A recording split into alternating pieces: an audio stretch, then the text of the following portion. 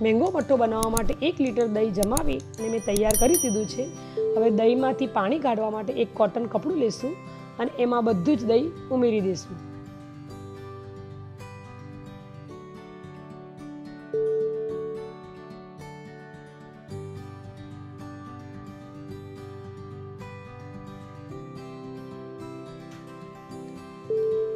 દહીં ઉમેર્યા બાદ કપડાને એકદમ સરસ રીતે પહેલાં ભેગું કરી દેવાનું, જેથી કરીને આપણું દહીં બહાર નીકળી ન જાય।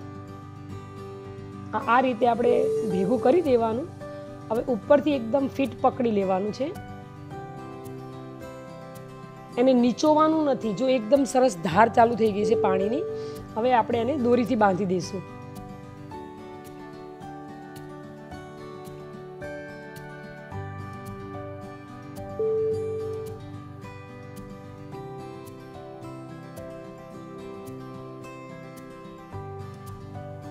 શરૂઆતમાં થોડું પાણી વધારે ટપકશે, ધીરે ધીરે પછી ધાર ઓછી થતી જશે।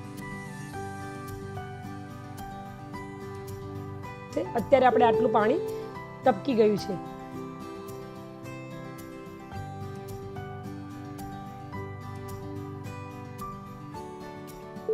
તમારા ઘરમાં કોઈ પણ જગ્યાએ આવી રીતે લટકાડીને સેટ કરી દેવાનું। દહીંની જે ખટાશ છે એ બધી પાણીના ફોર્મમાં નીતરી જશે। જ્યાં સુધી દહીંનું ટપકતું બંધ ન થાય ત્યાં સુધી લટકાડેલું જ રાખવાનું છે। હવે આપણે લગભગ 3 કલાક જેવું થઈ ગયા છે અને ટપકવાની સ્પીડ પણ ઓછી થઈ ગઈ છે।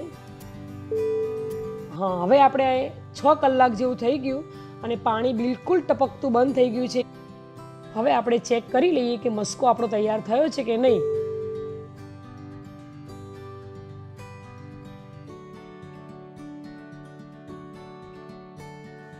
આપણો મસ્કો એકદમ સરસ તૈયાર થઈ ગયો છે। મેં અત્યારે 2 કેરી લીધી છે, આપણે છોલી એને તૈયાર કરી દઈએ।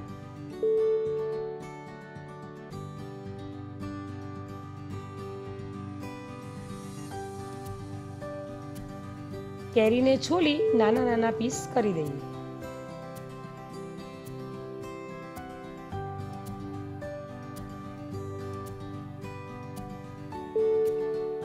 કેરીના પીસ તૈયાર થઈ ગયા છે। હવે આપણે એને મિક્સરમાં ક્રશ કરી લઈએ।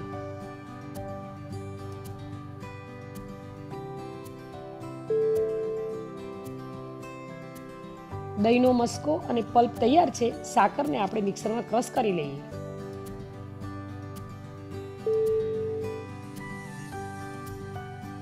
દહીંના મસ્કાને ક્રીમી થાય ત્યાં સુધી આપણે હલાવીશું। લગભગ 10 મિનિટ જેવું થશે।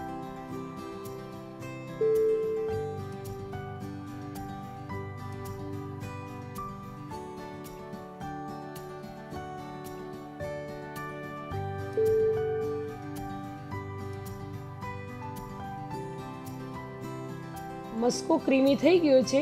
હવે આપણે કેરીનો પલ્પ ઉમેરીશું।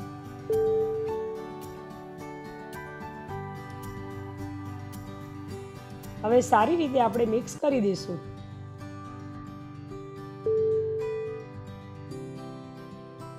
આપણે દળેલી સાકર ઉમેરીશું। તેને હવે વ્યવસ્થિત મિક્સ કરી લઈશું।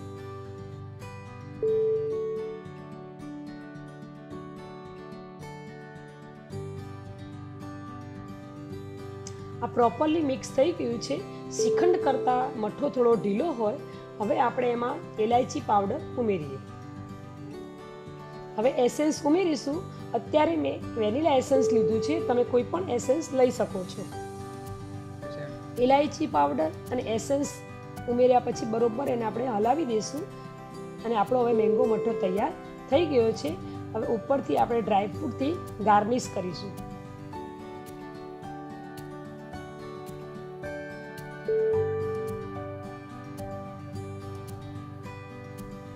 એકદમ સરસ મેંગો મઠ્ઠો આપણો તૈયાર થઈ ગયો છે।